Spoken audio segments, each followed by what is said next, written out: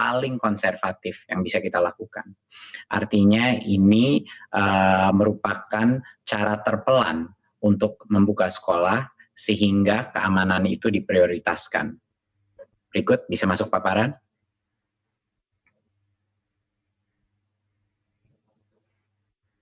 Ya, terima kasih. Berikutnya. Ya, prinsip utama di masa pandemi adalah kesehatan dan keselamatan, itu nomor satu. Memang banyak yang dikorbankan dengan adanya sekolah ini belajar dari rumah, banyak yang mungkin tidak kualitas pembelajaran ada yang dikorbankan, dan juga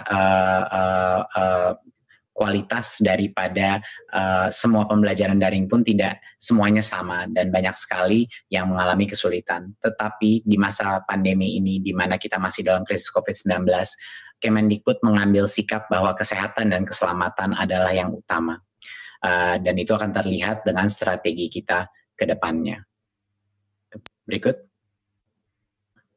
Ya, sekarang kita masuk kepada pendidikan anak usia dini, dasar, dan menengah. Rencana ke depannya. Seperti yang saya telah informasikan sebelumnya, tahun ajaran 2020 dan 2021 itu tidak berubah jadwalnya, tetap saja pada bulan Juli 2020, ya. Tapi jadwal itu tidak berdampak kepada metode apa pembelajaran yang ada, maupun daring ataupun tatap muka. Jadinya kami tidak mengubah kalender pembelajaran, tetapi kita telah mengambil keputusan di Kemendikbud untuk daerah dengan zona kuning, oranye, dan merah, yaitu zona-zona yang telah didesignasikan oleh gugus tugas yang punya resiko COVID dan penyebaran COVID, itu dilarang saat ini melakukan pembelajaran tatap muka di satuan pendidikan. Jadinya, untuk zona-zona yang merah, kuning, dan oranye, ini merepresentasikan pada saat ini 94% daripada peserta didik, ya, di pendidikan dini, dasar, dan menengah. 94% daripada peserta didik kita tidak diperkenankan untuk melakukan pembelajaran tatap muka. Jadinya masih belajar dari rumah. Ya. Yang 6%, yaitu yang di zona hijau, itulah yang kami memperbolehkan pemerintah daerah untuk melakukan pembelajaran tatap muka, tetapi dengan protokol yang sangat ketat, yang itu yang akan kita jelaskan. Jadi, saya ulang lagi, bahwa untuk saat ini, karena hanya 6% daripada populasi peserta didik kita yang di zona hijau, hanya mereka lah yang kita berikan persilakan untuk pemerintah daerah mengambil keputusan untuk melakukan sekolah dengan tatap muka.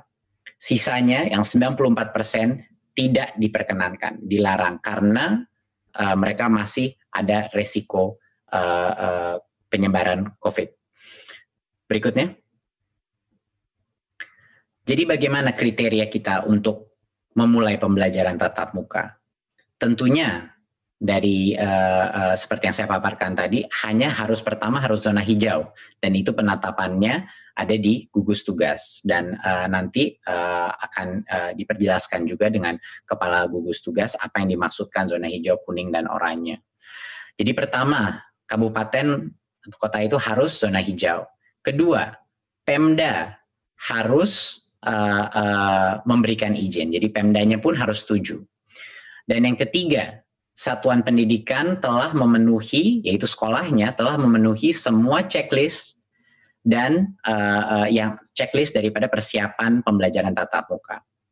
Pada saat ini semua tiga-tiganya, tiga langkah pertama untuk kriteria pembukaan, sekolahnya boleh mulai pembelajaran tatap muka.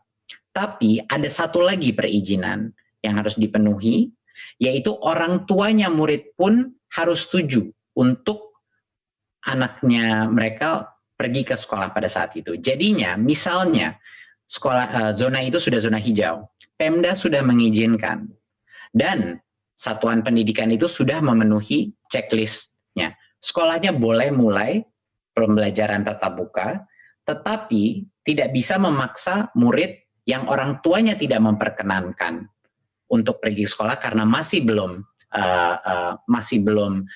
cukup merasa aman untuk harus ke sekolah. Jadi murid itu pun walaupun sekolahnya mulai tatap muka, kalau orang tuanya masih tidak merasa nyaman, murid itu diperbolehkan masih belajar dari rumah. Jadi itu penting. Kita punya banyak sekali level persetujuan untuk anak atau peserta didik itu bisa masuk ke sekolah.